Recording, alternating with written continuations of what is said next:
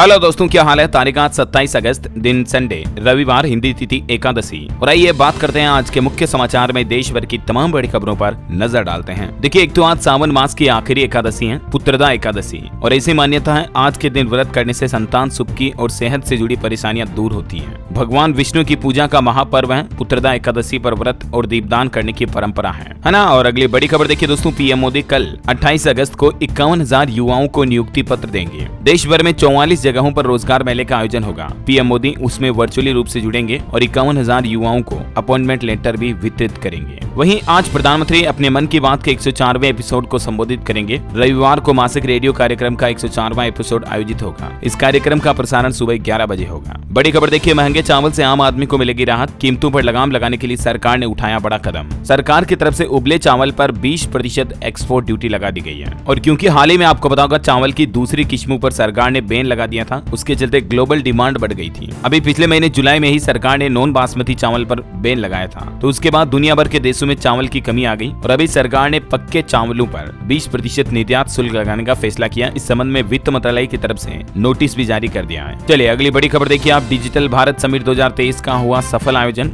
Digitisation की चुनौतियों व संभावनाओं पर हुई चर्चा। डिजिटल भारत को बढ़ावा देने के लिए ये एक प्रोग्राम का आयोजन किया गया। अच्छा, बड़ी खबर है, 4 दिन के दौरे के बाद जब पीएम मोदी दिल्ली लौटे तो उनका भव्य स्वागत किया गया। हाथों में तिरंगा लिए लोग बाग एयरपोर्ट तक पहुंच गए और देश में आते ही सबसे पहले प्रधानमंत्री नरेंद्र मोदी डायरेक्टली कर्नाटक बंगलुरु पहुंचे इसरो के कमांड सेंटर, इसरो के वैज्ञानिकों से मुलाकात करने। जब पीएम मोदी चंद्रयान 3 के वैज्ञानिकों से मिले तो भावुक भी हो गए। उन्होंने कहा कि आपके दर्शन करना चाहता था। चांद पर जहां हमारा भारत का विक्रम लैंडर उतरा, वो पॉइंट अब शिव शक्ति पॉइंट के नाम से जाना जाएगा। पीएम मोदी ने विदेश दौरे के बाद भारत आते ही चांद के कई जगहों के नाम बदल दिए। पीएम मोदी ने कुल 3 बड़े ऐलान किए चंद्रयान 3 मिशन से जुड़े। पहला, चंद्रयान 3 का landing point Shiv Shakti point के नाम से जाना जाएगा और इससे पहले वाले मिशन यानी चंद्रयान 2 का जो क्रैश पॉइंट है चांद पर, उसे तिरंगा पॉइंट के नाम से जाना जाएगा। और हर साल हमारे देश में 23 अगस्त को अब से नेशनल स्पेस डे के रूप में मनाया जाएगा। करंट अफेयर्स के हिसाब से बहुत ही इंपोर्टेंट है, स्टूडेंट्स ध्यान में रखिएगा। पीएम मोदी ने इसरो वैज्ञानिकों को सलाम किया, इसरो चीफ से मुलाकात की, उन्हें गले लगाया, उनकी पीठ थपथपाई। कमांड सेंटर पहुंचे प्रधानमंत्री तो 5 मिनट तक तालियां बजती रही।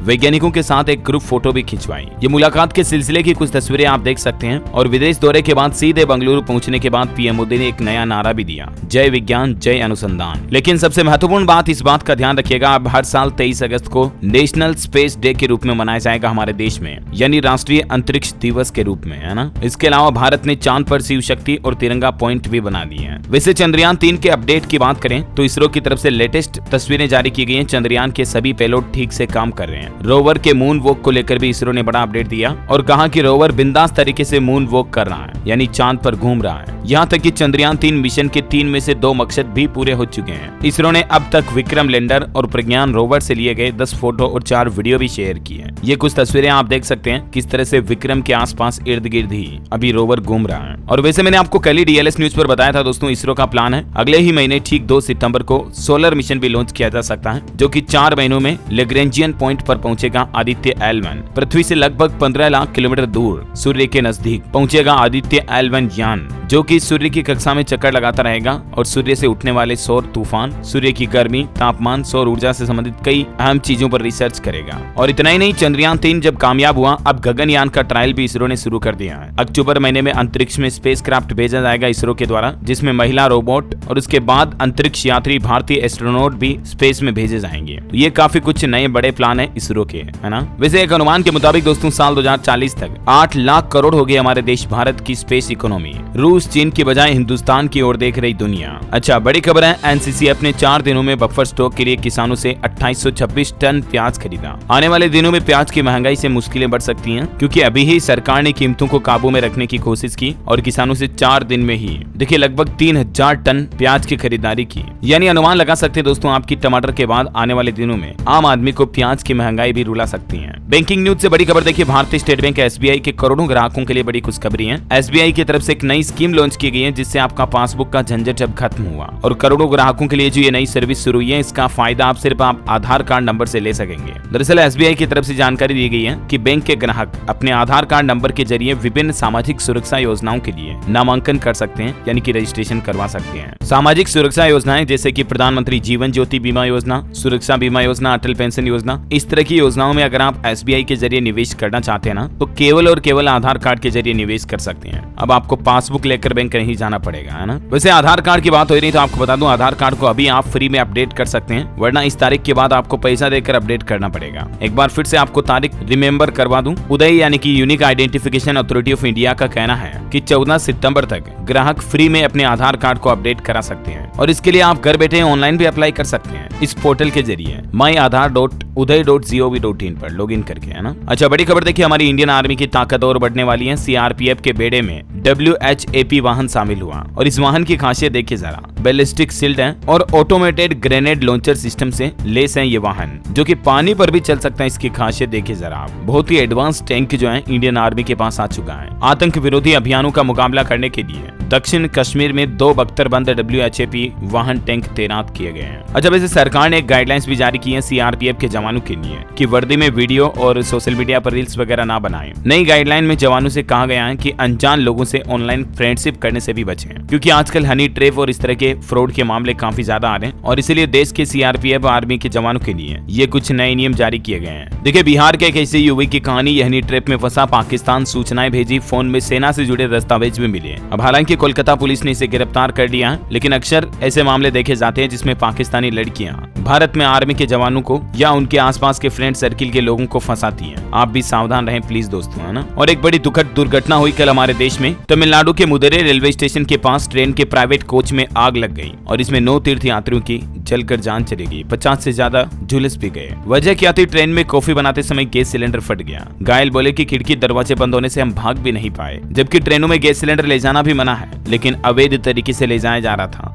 देखिए, लोगों की लापरवाही कितने लोगों की जिंदगियां छीन ली। इनमें एक तो उत्तर प्रदेश की ऐसी लड़की थी जिसकी बेटी की डोली उठाने की तैयारी थी, अब उसकी अर्थी उठाएगा पिता। उनकी 22 साल की बेटी की शादी तय हो चुकी थी, परिवार में शादी की तैयारियां की जा रही थी, सभी लोग बहुत खुश थे, लेकिन किसी को नहीं पता कि हादसा हो जाएगा। ईश्वर इन सब की आत्मा को शांति दे, हमारी यही प्रार्थना है। और अगली खबर देखिए आप, जम्मू के श्रीनगर पहुंची सोनिया गांधी, निगिन झील में बोट राइड की। प्रियंका रोबर्ट के भी कश्मीर जाने की संभावना, आज पूरा परिवार गुलमर्ग जा सकता है। अच्छा, खबर देखिए, स्पेस एक्स ने 4 एस्ट्रोनॉट्स को इंटरनेशनल स्पेस स्टेशन भेजा। नासा के अलावा 3 देशों के अंतरिक्ष यात्री इसमें शामिल रहे, 6 महीने बाद वापस लौटेंगे। बड़ी खबर है, WFI की सदस्यता रद्द करवाने वाले बजरंग और विनेश साक्षी। ब्रिजभूषण बोले कि धरना जीवियों ने खिलाड़ियों का मजाक उड़ाया, समाधान नहीं हुआ तो बड़ा नुकसान होगा। हरियाणा के नूह जिले में देखिए, शोभा यात्रा से पहले फिर से धारा 144 लागू की गई, इंटरनेट सेवाएं भी प्रतिबंध कर दी गई है। हरियाणा नूह पर 5 स्टेट के पुलिस अफसरों की मीटिंग भी हुई। डीजीपी ने पड़ोसी राज्यों से इंटेलिजेंस इनपुट शेयर किया। हालांकि 28 को यात्रा निकालने की इजाजत नहीं दी गई है, लेकिन खबर है कि नूह में इंटरनेट वगैरह को फिर से बंद किया गया। धारा 144 भी लगा दी गई है, बल्कि SMS पर भी 3 दिन रोक रहेगी।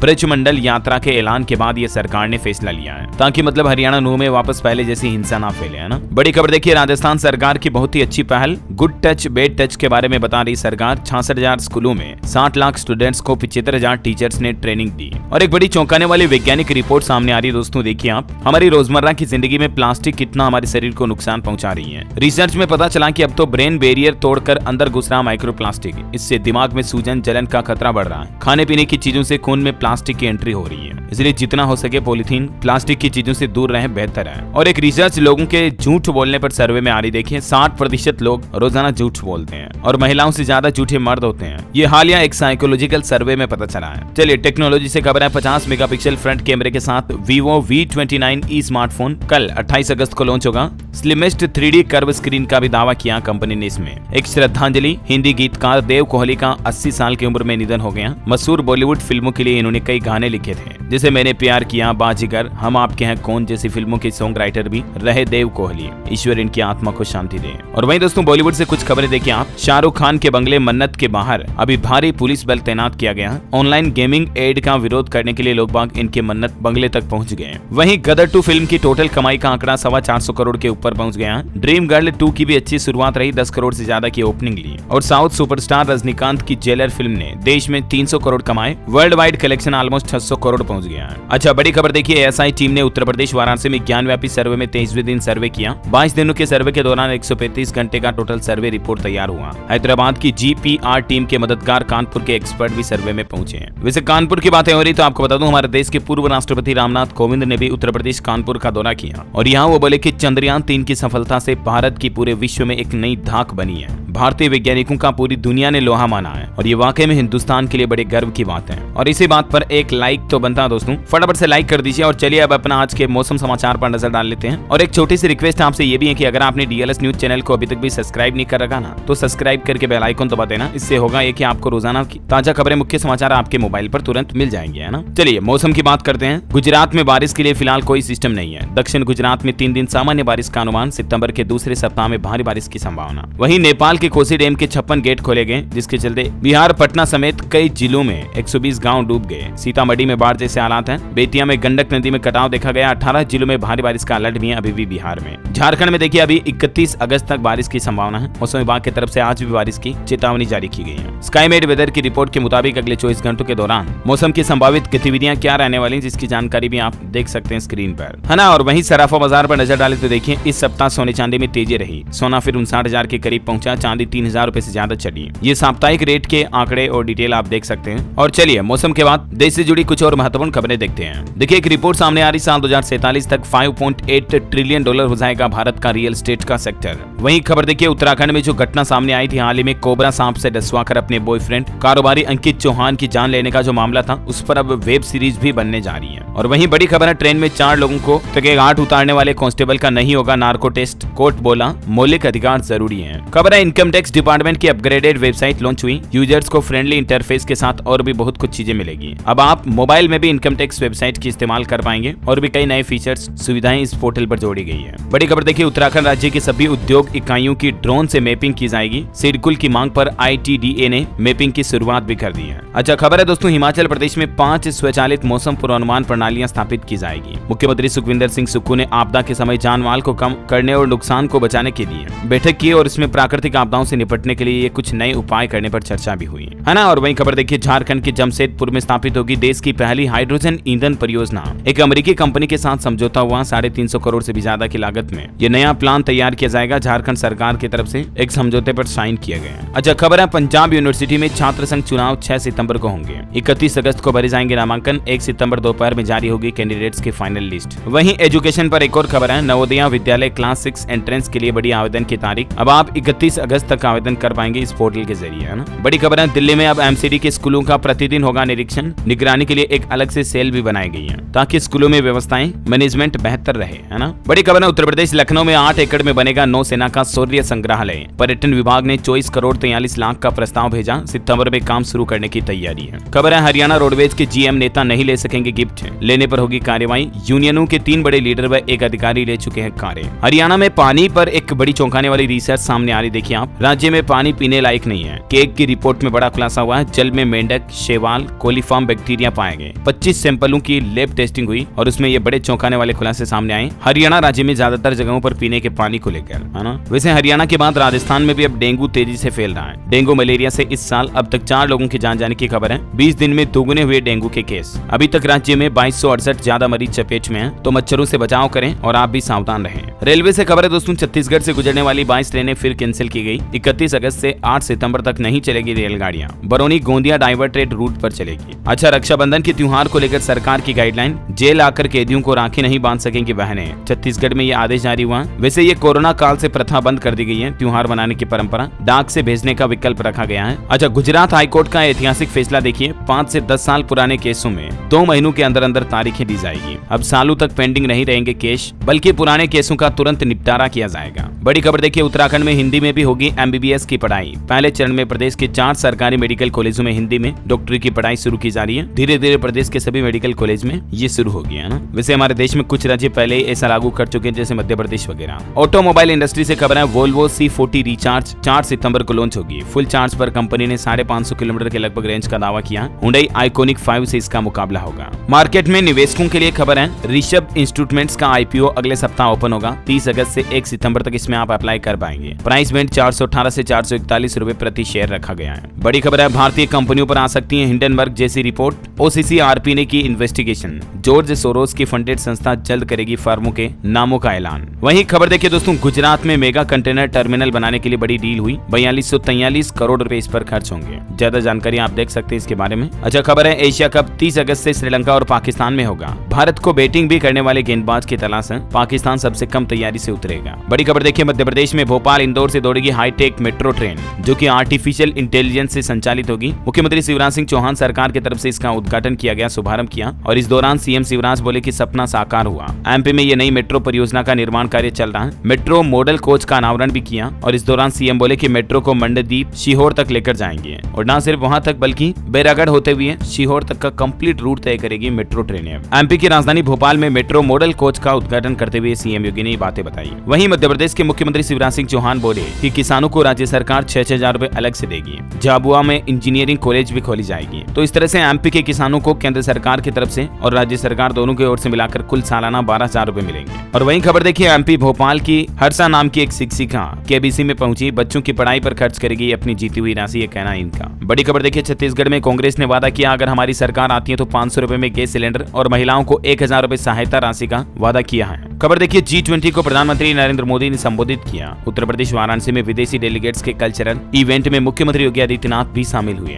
वैसे दोस्तों, अगले महीने राजधानी दिल्ली में होने वाली G20 शिखर सम्मेलन को लेकर पीएम मोदी का कहना है कि G20 की अध्यक्षता कर पूरी दुनिया को नई राह दिखा रहा भारत। आगामी 9 और 10 सितंबर को दिल्ली में G20 नेताओं का शिखर सम्मेलन होगा। दुनिया भर के बड़े बड़े दिग्गज नेता आएंगे। इस दौरान दिल्ली में 1000 जवान, सैकड़ों बुलेट प्रूफ वाहन, NSG कमांडोज, पूरी तरह से अवैध किले में तब्दील होगी दिल्ली की सुरक्षा। 8 से 10 सितंबर तक 160 उड़ानें भी रद्द की गई है। IGI का बयान, फ्लाइट्स के लिए पर्याप्त पार्किंग है। और वैसे खबर है कि G20 में रूस के राष्ट्रपति व्लादिमीर पुतिन शामिल नहीं होंगे। रूसी प्रेसिडेंट की जगह फॉरेन मिनिस्टर शिरकत कर सकते हैं। ये ब्रिक्स समिट से भी दूर रहे थे। G20 से पहले केंद्रीय मंत्रियों का कहना है कि भारत का लक्ष्य 25 साल में 35 ट्रिलियन इकोनॉमी बनाना, ये देश का फ्यूचर प्लान है। और G20 से पहले देखिए, B20 को आज संबोधित करेंगे प्रधानमंत्री नरेंद्र मोदी। धर्मेंद्र प्रधान बोले कि भारत प्रतिभा का भंडार है, और G20 की ही तरह B20 शिखर सम्मेलन को आज रविवार को संबोधित करेंगे पीएम मोदी, है ना। अच्छा खबर है, बेंगलुरु में ब्लैकआउट, 2 दिन तक कर्नाटक की राजधानी में बिजली कटौती रहेगी। टाइमिंग वगैरह क्या रहेगी, जिसकी जानकारी मतलब थोड़ा सा आप स्क्रीन पर देख सकते हैं ना। और वहीं देखिए, एलोन मस्क ने यूजर्स को नया तोहफा दिया।